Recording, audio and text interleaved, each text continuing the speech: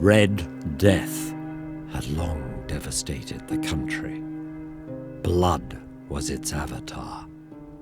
There were sharp pains, sudden dizziness, then profuse bleeding at the pores. The scarlet stains upon the body were the pest ban, which shut out aid and sympathy. The whole progress and termination of the disease were the incidents of half an hour. But Prince Prospero was happy. When his dominions were half depopulated, he summoned 1,000 hale and light-hearted friends from among the knights and dames of his court and retired to one of his castellated abbeys. A strong and lofty wall girdled it in. The external world could take care of itself. In the meantime, it was folly to grieve or to think. It was toward the 5th or 6th month of his seclusion that Prince Prospero entertained his 1,000 friends at a masked ball. There were 7 rooms, in each a Gothic window of stained glass whose color varied in accordance with the prevailing hue. The 7th was closely shrouded in black velvet. The panes were scarlet and produced so wild a look upon those who entered that there were few bold enough to set foot within its precincts. It was in this apartment also that there stood a gigantic clock of ebony.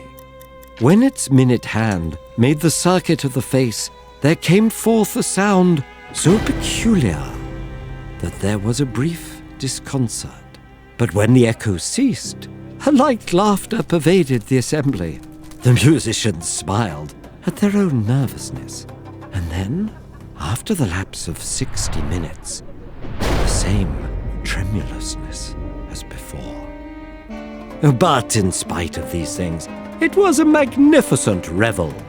The tastes of the Duke were peculiar.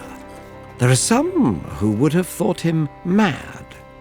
There was much of the beautiful, wanton, bizarre, something of the terrible, and not a little of that which might have excited disgust. To and fro in the 7 chambers there stalked a multitude of dreams, and these, the dreams, writhed in and about, taking hue from the rooms.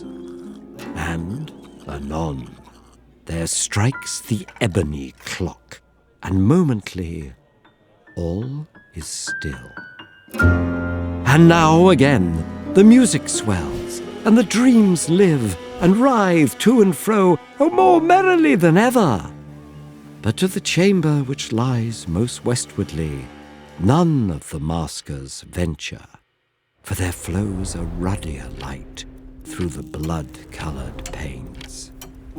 And to him whose foot falls upon the carpet, there comes from the clock a muffled peal, more solemnly emphatic than any which reaches their ears who indulge in the more remote gaieties of the other apartments.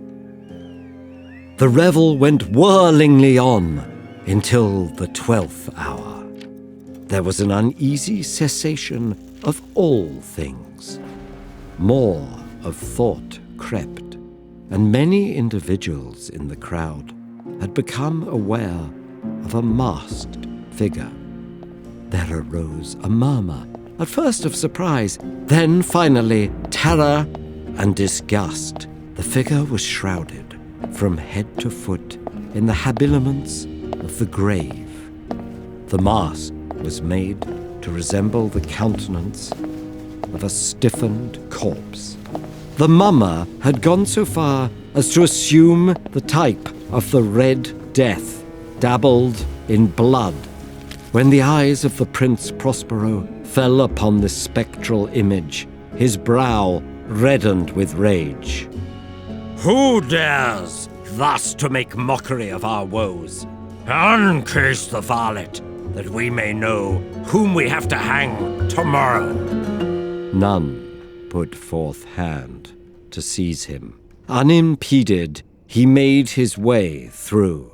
Prince Prospero, maddening with the shame of his own cowardice, bore aloft a drawn dagger and approached the retreating figure when the latter, having attained the extremity of the velvet apartment, turned suddenly. There was a sharp cry, and the dagger dropped, upon which instantly fell Prince Prospero. The revellers gasped, finding the grave cerements and corpse-like mask untenanted by any tangible form. And now was acknowledged the presence of the Red Death. One by one dropped the revellers in the blood-bedewed halls, and the life of the ebony clock went out, and the flames expired, and darkness and decay and the Red Death held illimitable dominion over all.